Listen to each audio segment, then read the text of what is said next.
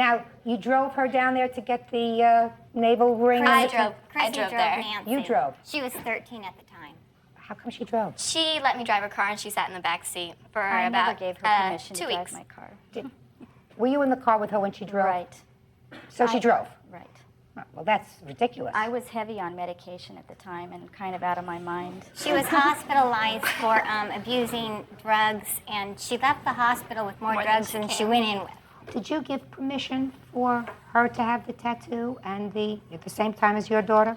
I don't remember giving permission. Chrissy said, it's okay with Mom, so let's do it. Judge, I said, okay. Yes. I have a picture here of her tattoo. I also have consent signed by Nancy as her parent for approval for the navel ring. Did you and sign for it? the Did you tattoo. I sign don't it? remember. I Could really I see don't. what you have? What you have?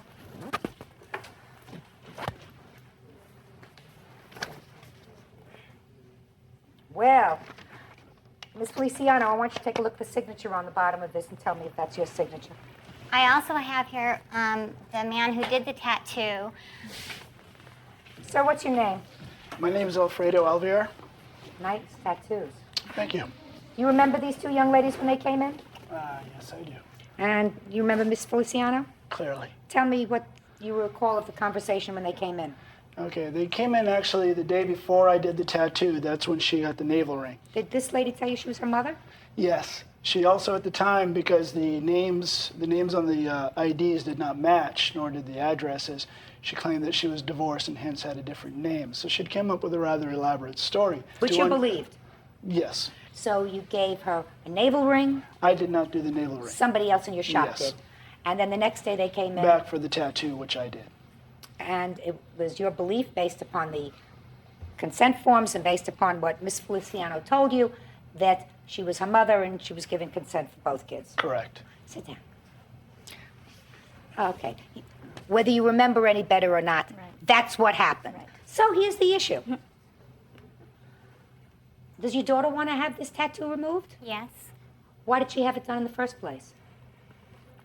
A teenager that wanted something and did it at the spur of the moment without really thinking it through, realizing that it would be there for the rest of her life, that, you know, it would take surgery, it would take laser and then surgical excision to remove this. Well, what kind of relationship do you have with your daughter? I have a great relationship with her. She's she's 14 now. She was Have you ever 13 had then. troubles with her? Was it kind of quiet for the 2 weeks that she was out of the house? No, I have 3 other children. I have 4 children.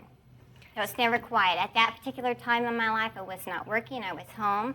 When Chrissy was at Nancy, supposedly helping her daughter Jennifer with her homework, I heard from Chrissy several times a day.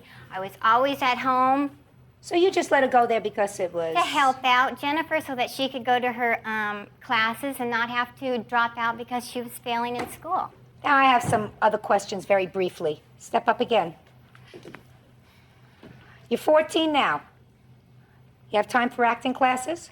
No.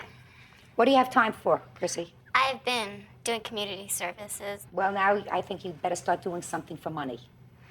Something like babysitting, something like Oh, working I in do a that store. too. I Oh, well, applied that's for a good. job just the other day. There is no question that what you did was wrong. You never give permission for somebody else's child to have something tattooed on their body that is irreversible. The question is, who's really responsible? Well, if you watch things a little more closely, then you would have known what was going on. So you're at least partially responsible, and you'll know in the future that you don't let your 13-year-old daughter go live with a stranger.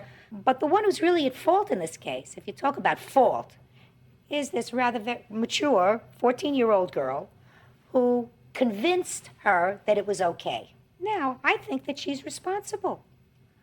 She sat there while Miss Feliciano said to this gentleman, "That's my mother," and she signed her name onto this consent form.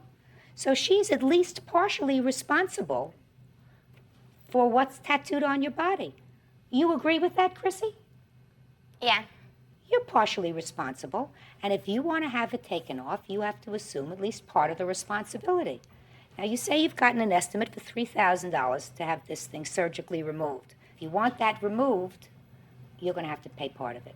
The judgment in this case, you're asking for $3,000, and I'm awarding you $1,000 from the defendant, and the rest of the money, Chrissy, is going to come from you, from the sweat of your brow. Got it?